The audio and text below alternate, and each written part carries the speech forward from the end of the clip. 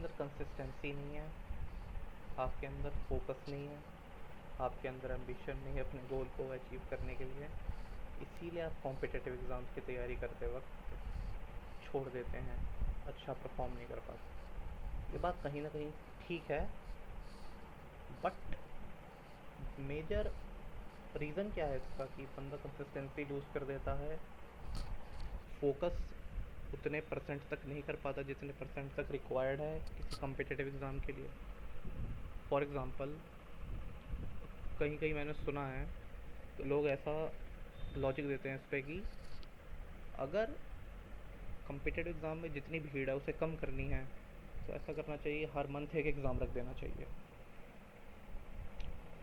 अब देखिए इसकी रिक्वायरमेंट क्यों है। फॉर एग्ज़ाम्पल ले लेते हैं एग्ज़ाम का गेट का। गेट एग्ज़ाम होता है इंजीनियर्स के लिए, जो बीटेक स्टूडेंट्स के लिए एलिजिबल होते हैं सर गेट के लिए।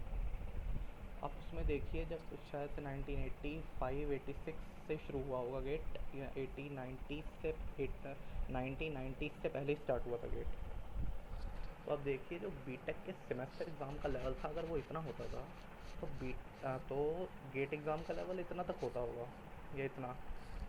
अब क्या हुआ कि गेट एग्ज़ाम का लेवल होते होते एमसीक्यू, एमएसक्यू, न्यूमेरिकल क्वेश्चंस यहाँ तक चला गया, सेमेस्टर एग्ज़ाम का मैक्सिमम यहीं तक रह गया।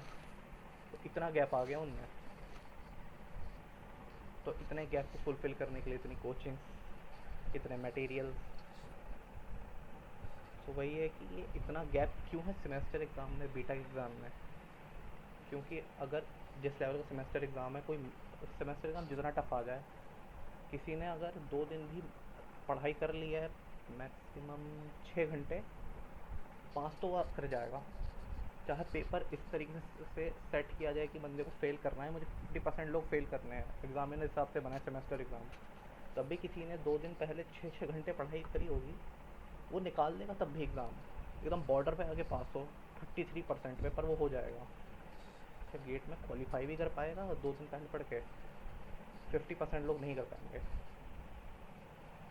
तो काम ही यही करना चाहिए कि जैसे और दूसरे का एग्ज़ाम्पल ले लूँ, जैसे कि जैसे मैंने गेट का एग्ज़ाम्पल लिया कि सेमेस्टर एग्ज़ाम और गेट के एग्ज़ाम में इतना गैप नहीं होना चाहिए फर्स्ट ऑफ ऑल। वैसे ही सब में गैप फुलफ़िल होना चाहिए, इतना गैप नहीं रहना चाहिए एग्ज़ाम पे। मेन रीज़न ये है, ना कि भाई आपकी कंसिस्टेंसी ऐसे है कि वो कंसिस्टेंसी उसकी अचानक से कैसे हो जाएगी इतने गैप फुलफ़िल करने के लिए।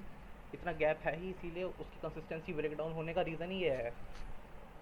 इस सेमेस्टर एग्ज़ाम, कॉम्पिटिटिव एग्ज़ाम्स में इतना ज़्यादा गैप है, कंसिस्टेंसी ब्रेकडाउन होने का रीज़न ही यही है, यही सिस्टम ने बनाया है। और ये सिस्टम कह रहा है कि तुम्हारे अंदर कंसिस्टेंसी नहीं है, इसीलिए वो तुम एग्ज़ाम नहीं क्रैक कर पा रहे। अरे इतना गैप बनाया ही क्यों है तुमने। खैर, मेरा ये मानना है, आपका जो मेरा तो यही मानना है, जितना मैंने एनालाइज़ किया अपने सेकंड थर्ड ईयर में एग्ज़ाम की प्रिपरेशन करके। खैर, ये बात मन में आई तो सोचा बोल दूँ आपके सामने आके। अपना पॉइंट रखिएगा कमेंट्स में।